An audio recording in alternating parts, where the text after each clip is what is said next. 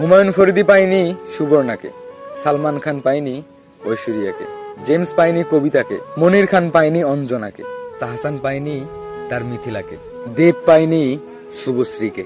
যেখানে এত বড় বড় সেলিব্রিটিরা, এত বড় বড় মানুষরাই তাদের প্রিয় মানুষকে পায়নি, আর সেখানে আপনি কি করে ভাবলেন যে আপনাকে আমি এত সহজেই পেয়ে যাব?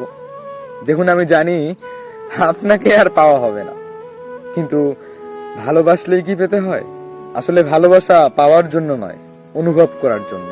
আর আমি আপনাকে প্রত্যেকটা সেকেন্ড, প্রত্যেকটা মিনিট, প্রত্যেকটা ঘন্টা অনুভব করি।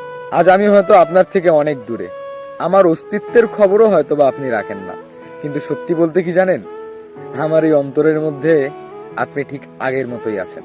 সময় কেটে যাবে, বয়স বেড়ে যাবে, হয়তো জীবনও বদলে যাবে, কিন্তু আমার এই অনুভূতির কখনো পরিবর্তন হবে না।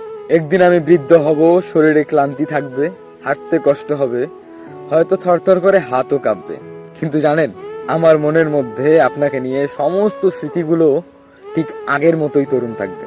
আপনার সেই হাসি, আপনার সেই কণ্ঠ, আপনার সেই চোখের গভীর মায়া কিচ্ছু হারাবে না, বরং আরো গভীর হয়ে থাকবে। হয়তো বৃদ্ধ বয়সে কোনো এক সন্ধ্যায় আমি জানালার পাশে বসে থাকবো, বাতাসে হালকা শীতল পরশ থাকবে, আর আমি হারিয়ে যাব সেই ফেলে আসা দিনগুলোর স্মৃতিতে।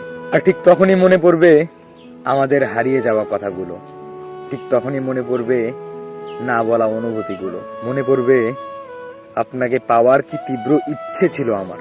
সময় হয়তো আপনার থেকে আমাকে অনেক দূরে সরে নিয়েছে, কিন্তু এই হৃদয় থেকে এক মুহূর্তের জন্য সরাতে পারেনি। জীবনের শেষ মুহূর্তে এসেও কেউ যদি আমায় জিজ্ঞেস করে যে আপনি কি কাউকে ভালোবেসেছিলেন, হ্যাঁ, আমি ঠিক সেই মুহূর্তেও বলতে পারবো, গলা ফাটিয়ে বলতে পারবো যে হ্যাঁ, তাকে, যাকে আমি কখনো পাইনি, কোনো দিন পাইনি, আর মনে হয় না কখনো পাবো, কিন্তু তাকে আমি প্রচন্ড পরিমাণ ভালোবেসেছি, খুব ভালোবেসেছি।